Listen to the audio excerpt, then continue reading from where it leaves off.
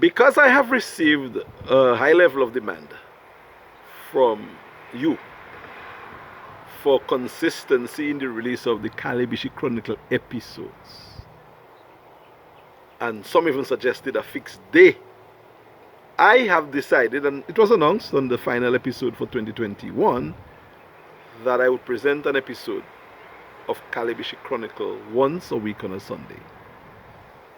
So this is the first episode for 2022, and to place things in context, let me say that the first episode for that year is being released on January 2, 2022, Sunday.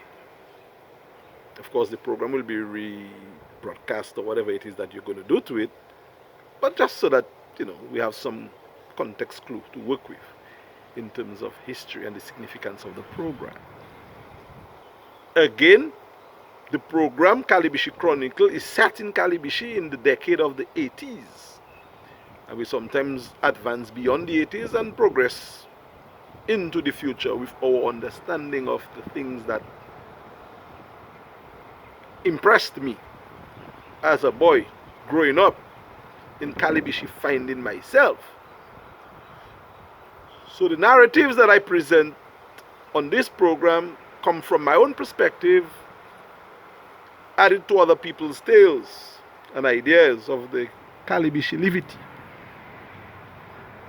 And though I tell stories, but the stories told on Calibishie Chronicle are stories told to the best of my knowledge and understanding.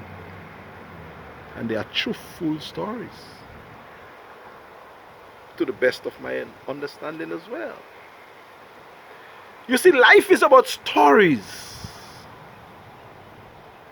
And when we stop telling stories, life stops or life ends. And the stories that I present on this series of episodes called Calibishie Chronicle are not only pertinent to Calibishie people or life in Calibishie. They speak of life in general. In fact, quite a few people who are not from Calibishie follow the program religiously and comment on Calibishie Chronicle. And for that I am glad. That is why going forward, the ethos, the base, the structure, the frame of our program will remain around Calibishie and the decade of the 80s. But we will take a peek into other aspects of Dominican, Caribbean, and global life. All the time making a connection, keeping a connection to the base, because no matter how high you climb, you should always stay true to who you are. So I'll forever be a Bishi man. Simit, Wesley, Marigot. In fact, my entire life is grounded in Dominica, but my community, family, is what gave me the springboard to grow out.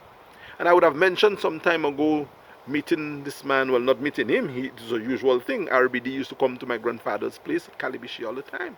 I think they had different political aspirations, but they had major conversations. And I remember, again, my grandfather telling me that RBD was the one who told him to buy land, just buy land and put land there. And back in the day, my grandfather did buy some land, quite some land. A couple of estates, maybe more than a couple of estates. And he told me that he wished he had bought more. So it was RBD. It was this kind of a self-sustenance, this kind of a progressive thinking that gave me the springboard to leap into the life that I am now living. And on this Calibishie Chronicle program, we present to you, again, my own narratives of the stories that have been told to me and the stories that I experienced myself. So welcome to episode 1 of Calibishie Chronicle. We expect there to be one every week. And I hope that I can stay true to that. So that's it. In terms of the new year, the next episode will be released on the next Sunday. That'll be. Take care. And thank you for being a faithful follower of this most interesting program.